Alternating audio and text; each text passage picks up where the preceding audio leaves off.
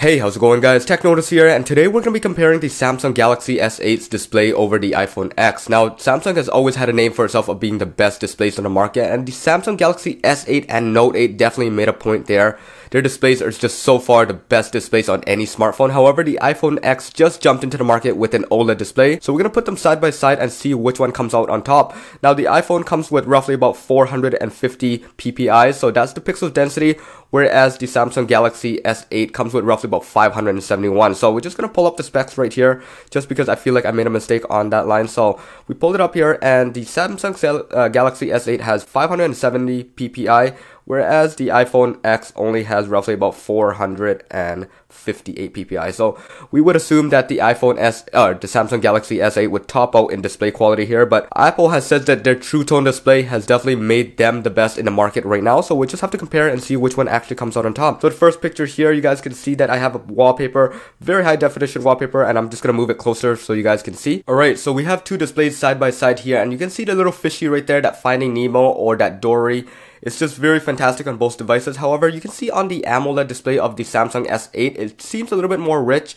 The content is just a little bit more oversaturated, whereas the iPhone X right here just keeps it a little bit more neutral. So the blue on the fish, it just looks so much more depth color-wise, whereas it's a little bit more neutral on the iPhone X right here. And it goes to show that the AMOLED display is just a little bit more oversaturated than the iPhone X. Now look at the water around it as well. The blue is just definitely a lot more blue on this one, whereas the iPhone X right here, it just keeps it again a little bit neutral. And that goes to every single color on the display right here. So we'll just pull up a couple more pictures right here. Here is another fishy of Dory. It's just another version of Dory. I wonder where Nemo is right now. But yeah, the iPhone X sadly only gives you a little bit of zoom, so we just have to put it side by side here, and we'll zoom the camera or the device just in a little bit closer. And yeah, once again, the color is just a little bit more rich on this side, whereas this one again is very natural, and that goes with the coral as well up there. Hope you guys can really see this one. In real life, it just feels a lot more, or you can see a lot more than what it is shown on the camera right now. But I'll just zoom the device back out so you guys can have a further look at it as well. So this picture is going to give you a much better look of what I mean. So as you can see on the S8 over here, the color is just a lot more blue, a lot more rich than what the iPhone over here is giving us. And this is up to personal preference mainly. I actually do like the Samsung Galaxy S8's display a lot better.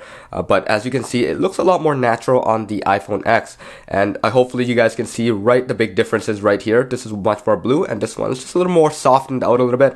And just take note guys that both devices are on max brightness right now. True Tone display is turned off on the iPhone as well as night shift, so there's an edge-to-edge comparison right here. This is perfect. So because both devices are completely different from each other, there's nothing to really compare as a base.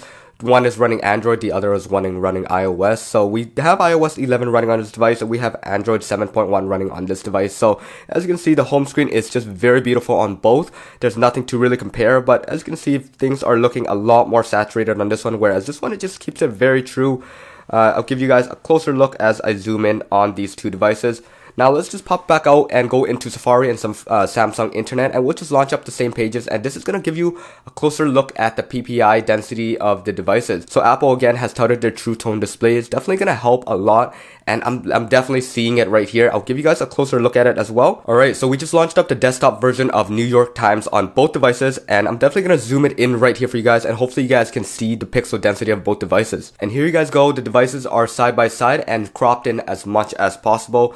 So the display, honestly, it looks a lot better in person on the iPhone X over the Samsung Galaxy S8. And this is not for density wise, this is how natural the color is in person. And I'm going to zoom in out to show you that the density doesn't really make such of a difference on devices such as these, because roughly about 300 to 400 ppi is probably the max that you can see without a magnifying glass or anything like that. So let's just zoom in on the word say right here. And the good thing about the S8 is it allows you to zoom way in, which is really nice. But here the say is on both devices, and again, both look fantastic. There's no pixelation at all whatsoever. There's no little edges, curved edges, or any pixelations around any text or words. So very nice there. And honestly, as you can see right here on the AMOLED display, it seems a little bit darker. The iPhone just seems a lot brighter in person, and it adapts it adapts to the environment around it, so that makes it just look a lot better. And here's a zoomed out look at it. Alright, and here we just launched up another page. We jumped straight to apple.ca, and the first image here is the iPhone X on the display,